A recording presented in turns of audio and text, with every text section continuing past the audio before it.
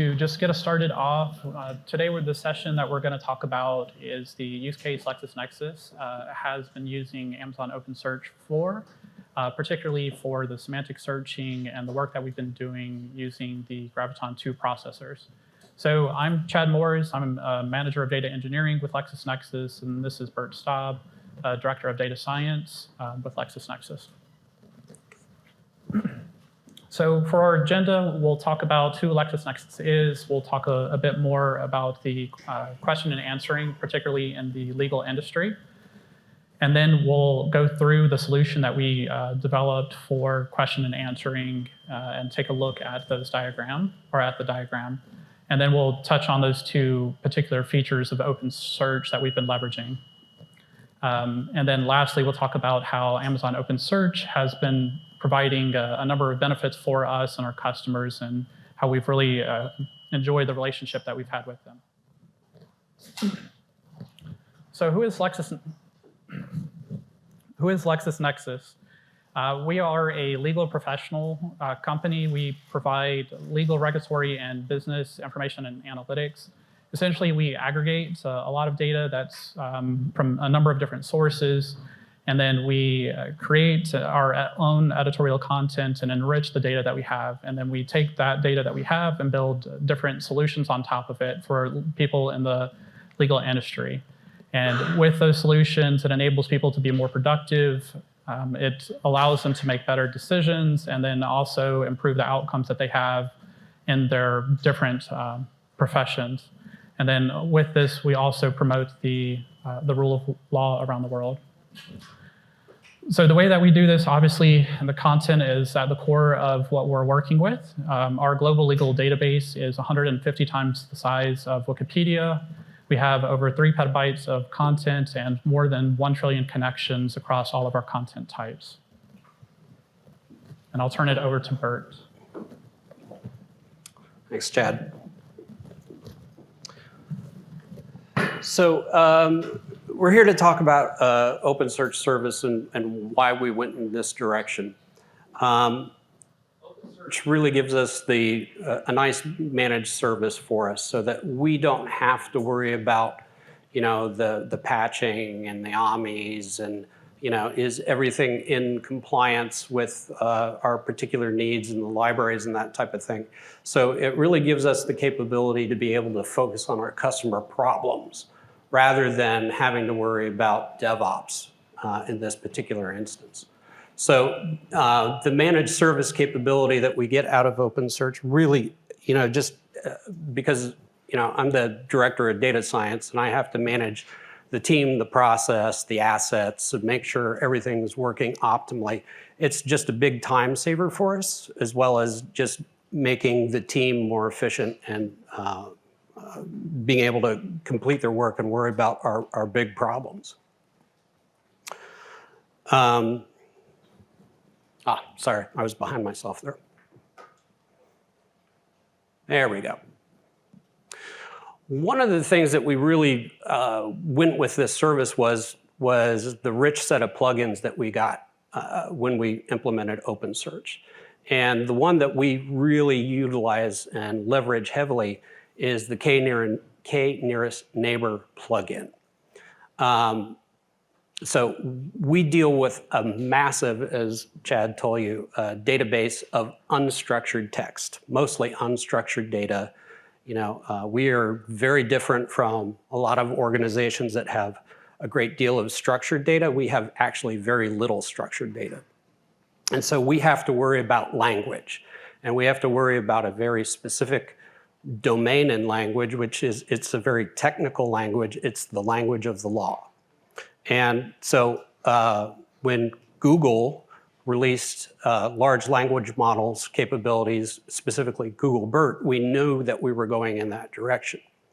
And so having this capability here built into the search engine meant we didn't have to build our own NMS lib index and indexer capabilities. So again, it really just enabled us to be more productive, worry about the problems, worry about the fine tuning, worry about really customizing the language model so that it understood legal language very well. And of course, it gave us lots of options too as to how we run this. And Chad's going to talk about this a little bit later in the presentation as to what is the right kind of processor? How do you understand which is the right kind of processor for your particular workload? And we went kind of compromised, middle of the road, because we have to satisfy batch capabilities, because we have to process all of the content to get them into those k-nearest neighbor vectors. But we also have to support some batch activity from the user base. But most importantly, we have to satisfy as near as sub-second search time to the user as possible. And so, we had to go through a pretty careful evaluation to make sure that we could support that. Did we achieve sub-second? Yeah, we came close. Second and 1.1 seconds right now? So we're pretty close to it. Which, it's not sub-second. Of course, my CTO wants sub-second, but we're working on it. Okay, next one. So this is our flagship research product. And we call this Lexus Plus. And it allows users to complete legal research, answer legal questions with some of the most comprehensive case law collections, editorial analysis, practice notes, practical guidance to attorneys, judges, these kind of things so that they could complete legal tasks. And our main users are attorneys and judges. We also support multiple agencies within the government as well as members of Congress and legislators, both federal and state. But basically, they use our platform to be able to apply and analyze legal strategy, understand the law, and understand what cases have come before them for citations. So today, what we're going to do is we're going to talk about how OpenSearch is actually serving this platform. So over here on the left, at the top, this OpenSearch architecture, this single architecture, supports both the standard search that people have come to expect from the legal research. It also supports this product that's just below it called Practical Guidance. So it supports that as well. But it also supports simultaneously a recommender system there for brief analysis, where it actually goes through and makes recommendations. So this OpenSearch architecture is involved in all three of those particular platforms and use cases. But what we're going to really talk about is this one. So open legal question and answering. This was our first use case that we attacked. And I will add that when we got into this, we were not sure what the results were going to be here. We quickly found success with this and realized that this would definitely be a flexible enough solution for us that we could then turn it into a supporting the brief analysis tool, which is a recommender system. So it's immediately dual purposed for us just within very early stages. So this is, again, the first use case that we went through. And you can see what we're doing here on the Open Q&A is actually on the search results page, we're pushing the normal document-based search results that was core to our product for 45 some years. And we're actually promoting the answers on top of those. So these are direct answers that come from US case law or some states' sort of case law or the practical guidance, depending on where you are in the product.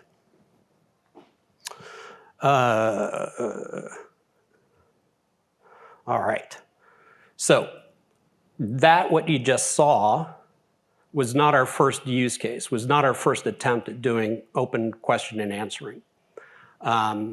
or question and answering. Actually, we had a product before this, but it was a closed system. The system that we are now working with is an open system.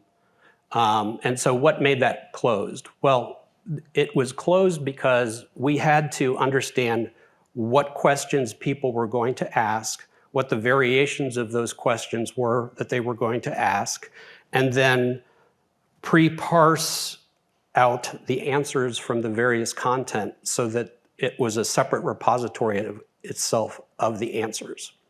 That is different than what we have now, which we just process all the content. It all goes into the index, and the search engine takes care of it for us to do the retrieval of all that information from all the various paragraphs. So again, it really simplified our life because now we just throw all the content at it. We don't have to worry about how we pull that data out and understand how the user is going to specifically ask a question in a specific low-level domain of law. And so from a team perspective, that really helped me out a lot because what we started out with that closed system was we were building very specific subdomains. You know, we would apply KNN, we might have k-means, we might do word-to-vec, we might just do simple lexical patterns, but it was specific to every little subdomain that we did. And so we might have started out building an ultralight aircraft, but then we'd add in the next domain and it became more like a Cessna, if you will. You add in a few more domains and it became a complex multi-engine aircraft. By the time that we had 9 or 10 subdomains in, it was really looking like that cockpit over there. And my team just became a set of verticals, right? They were all specialists in one, and picking them up and moving them over to something else meant they had to do a lot of knowledge transfer and understand why did we go with word-to-vec there instead of going with a glove approach. So it really helped us from that situation. And so by combining OpenSearch with the Google BERT models that we're using for the large language, we've literally moved it to that, where it's a single adaptable model. You put somebody behind the wheel of a car, and they know what to do with that, right? They can drive that car. So now my team gets to be a bunch of generalists rather than a bunch of people, you know, verticalized that are tough to transfer from one place to the other. Yep. All right. Oh, and I will add to this also that one of the big benefits of this is because we've gone with this very adaptable model and this very flexible model for us, it went from never updating the answer content to being able to update the indexes in near real time. So we could get Supreme Court decisions online in less than 5 minutes, and people can ask questions about the latest Supreme Court question. Thanks, Bert. So I'm going to take a step back and we'll talk about the customer perspective of this and sort of the requirements on that. So from their perspective, they're really wanting a solution that's going to be flexible, particularly the ability to have different content sets that are going to come in, be able to have different applications and recommendation engines that are going to be able to leverage that content. From the input that we were expecting on the search system, we knew that there was going to be a lot of different input types that we might see. So in the example here, you can see we have one implicit question with some abbreviations or acronyms.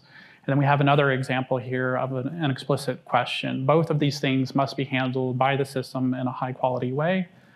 And then furthermore, we had a number of other types of inputs we might receive. So as Bert mentioned, we had an example where a user might be constructing or writing a brief. So in many cases, we might have passages that form our input. So we needed a system that would be able to handle this very well. Furthermore, in the legal industry, there's a lot of other factors that impact the relevancy or make an answer good or not. So it extends beyond just is this text answering the question that's being asked, and leveraging other data that's available there. So is the jurisdiction of relevancy to where the user is trying to find the answer? Is the authority of the court one that's going to hold over maybe a lower court, or is the recency or the citation pattern of this very relevant to the user? From the technical side, there was a number of other things, as Bert mentioned. As we started getting into this and solutioning, we realized we had some other requirements that we wanted to see. We had started doing some experimentation with the language models, and we knew we needed a solution that would allow us to really focus in on this space. And furthermore, we had a number of colleagues that we were working closely with that were exploring this technology as well. So we really wanted the opportunity to have a shared system that could really benefit from the infrastructure and work that we were doing and be able to serve multiple use cases. Bert touched on the sub-second responses or results that we were looking for. And then I believe he also mentioned about the batch data that we were expecting for inputs. And then furthermore, one of the biggest lessons learned that we had was we really wanted the ability as the development team to be able to very quickly iterate on our content sets. So being able to take a new content, parse through it, ingest it, and have it up to our customers in a week is what we're at today compared to for proof of concept and exploration compared to the many months of work it would have taken us previously to get to that point. 6+ months. Yeah. And at the sort of the center of our solution here is Amazon OpenSearch. That's really what enabled a lot of this for the team. So looking at our architecture diagram, basically starting from right, going to the left, we have the development team that I'm leading. We have our own content fabrication pipeline. We're pulling data from our data lake, and we're extracting all of that legal content that Bert was talking about and shredding our documents into passages, finding relevant metadata that we can boost on, and then creating vector representation of that text and then ingesting it into the OpenSearch cluster. So looking at this from the question and answering perspective, if we then go and look how this is going to be leveraged at runtime for a user, we'll have the user come into the Lexus Plus application. They'll ask a question. That question gets sent back to an orchestration service, which is going to basically communicate between our backend services. So the first portion of this, we have a query recognition service where we're going to take information that the user may have provided to give us a little bit of context. That context we'll take and we'll use it in our Q&A search. And then we'll perform that retrieval, get those results back, and then we'll do a re-ranking on that. In the dotted line, you'll also be able to see here we're sharing that same OpenSearch cluster and embedding service with our other recommendation engines. So at this point, today we're doing roughly about 3 million recommendations per month, and we've got many more content sets that we're going through in the upcoming months and a number of other recommendation engines. So we're expecting this to increase quite a bit over this year. Talking a little bit more about the question and answering or even the recommendation searches, the way that we're approaching this is we're doing both lexical and semantic searching. So the main functions that we're performing in that retrieval layer, we're basically looking to take whatever query context that we have for what the user is trying to do, and then we're constructing a query where we'll go retrieve content from the OpenSearch cluster, we'll pull it back, and then we'll aggregate, parse all of those results and dedupe and send that along through the rest of the system. For us, we're using the BM25 and the KNN searching. Right now, we're using the normalized Euclidean distance with plans to go to face as well as using cosine similarity. These are things that we're planning to do over the next couple months, but the system that we have in production today is searching across hundreds of millions of documents, and it's working really well and has scaled very well for our solutions. Talking a little bit from the latency side. Last year, we got, obviously, the marketing material that came out from Amazon about OpenSearch improvements and then releasing the Graviton2 processors and making that available in OpenSearch. At the time, I think this is what the marketing material read as 30% improvement in query performance and 44% price performance improvement. I think the QR code talks about more recent information where this is actually, in their tests that they've run, actually been better for them. For us, we have heavy loads on the search latency, so that's really what we focused on and really what drove our attention to wanting to do experimentation in the space. So we started off with an offline test, and this is sort of a simple description of what we were looking to do. But basically, we took static copies of our data. We kept the same configurations that we had for primary nodes, and we really wanted to isolate and see what the differences would be comparing the R6GD, R6G, and using the R5 data nodes and using that as the baseline. And as you can see in the diagram, we wanted to do peak query traffic comparisons. And pretty much the profiling that we have for the Q&A search is more of a single transaction. The other recommendation engines that we have, many of those are sort of batch in nature. And so by batch, I mean we might have a document that gets uploaded, and instead of a single input that's going to be searched and receive recommendations, we might have, say, 20, 30, 50 different passages that are receiving recommendations.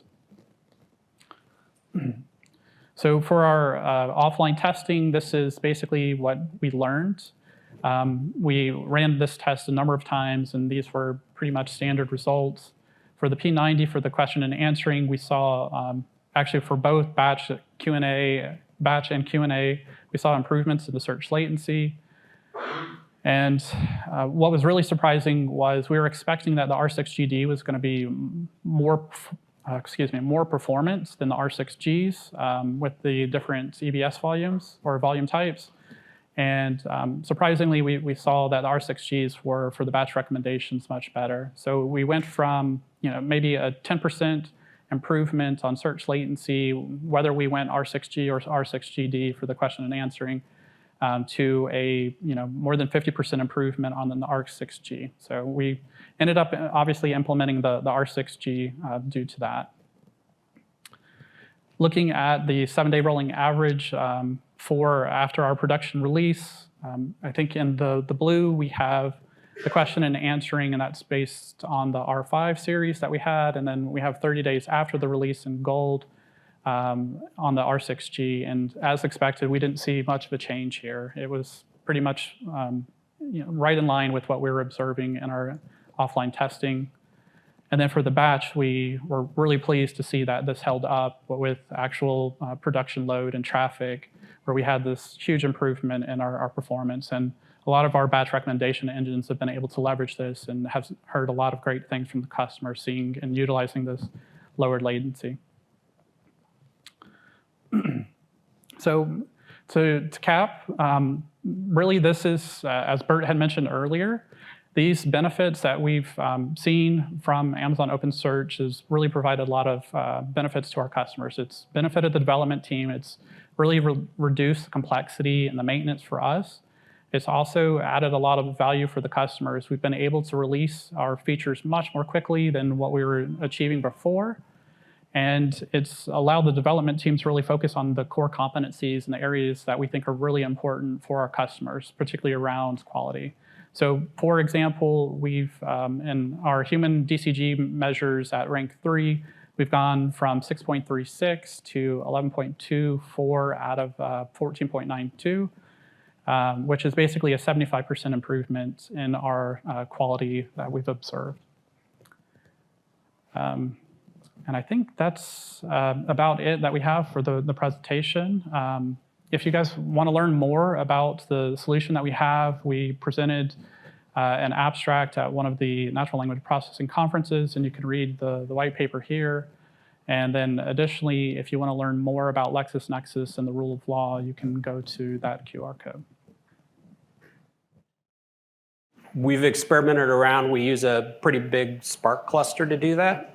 And we can chew through about case law, what is it, about 24 million documents these days, something like that. Yeah. That can be very, very lengthy.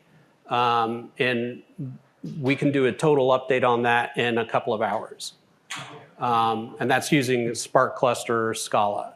But the important thing is that we only have to do that once, because we've built it such that as we get events coming out of the data lake that content has changed, we just update that content. So that's how we are actually able to achieve the under 5 minutes SLA on new content coming in. So we don't have to constantly rebuild the indexes. Any other questions? Yep.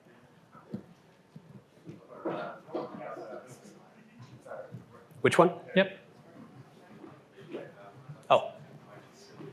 How do you know from the data lake I have a challenge that's how to identify what has changed in our mainframe, you know, research service? How do you solve for that? So I'll try Repeat to the question. Yeah, I'll try to repeat it. So the question was, how do you identify when something has changed in the data lake so that other consumers of that get notified? Is that? Yeah. We had to work really closely with our data lake team because of the data modes, our data pipelines that we were looking to employ. And we ended up needing we were pretty reliant on the batch, and the batch worked really well. So when we had like content refresh that comes in maybe 2 times a year where we have to republish all of the content, we could get notifications off that. The issue that we ran into is that there were other instances where there might be like updates that happen, say, over a course of a few days, and some content gets dropped. So you have to kind of go back and pick up, between this period of time and that period of time. And we ended up working with the data lake team, sort of putting in a feature request for that. And they built out actually another search, I think using OpenSearch, where they allowed us to index and kind of capture what events had been updated for the period of time and be able to look that up from our EMR cluster, from their search service that they were running. But the other queuing and things like that and retries, they were the ones that were really handling a lot of that on their end. The other thing we did is we can actually identify at the paragraph level what changed. And that's actually built into our pipeline, not the data lake pipeline. So we just basically apply a SHA hash to the paragraph, and that way we know for that particular paragraph, do we have to process or not. And that was really like the vectors, where it's a little bit more expensive compute to create embeddings of that. So it allows us to reduce some of the compute requirements on that side. Yeah, so it's a lot of work. A lot of talented people. So for Q&A, we probably had about a 20-person team working on this. So it was no small effort. We make it seem like it all just kind of fell into place, but it took a lot of people doing a lot of work and a lot of evaluation, a lot of experiments up front especially. But when you saw the architecture slide, it's stupid simple. And that's the really nice thing about this is it's just that simple. The architecture hasn't changed in basically 3 years.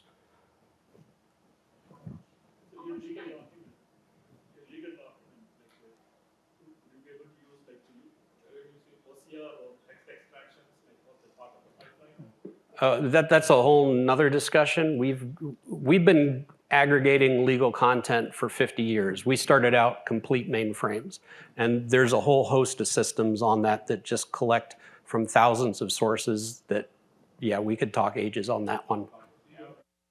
But for our team, that we were usually, we had another team that was basically handling the ingestion of the content from source. So we were fortunate enough, whatever was done was in the data lake, and we were able to pick it up from there. What was your question? How long did it take for you to use AWS and then reach to a place where you are today? We had already started down the AWS journey, so we were already AWS customers at that point. So it wasn't a complete bootstrap from that perspective. So we already had existing infrastructure pipelines, network, the whole deal there.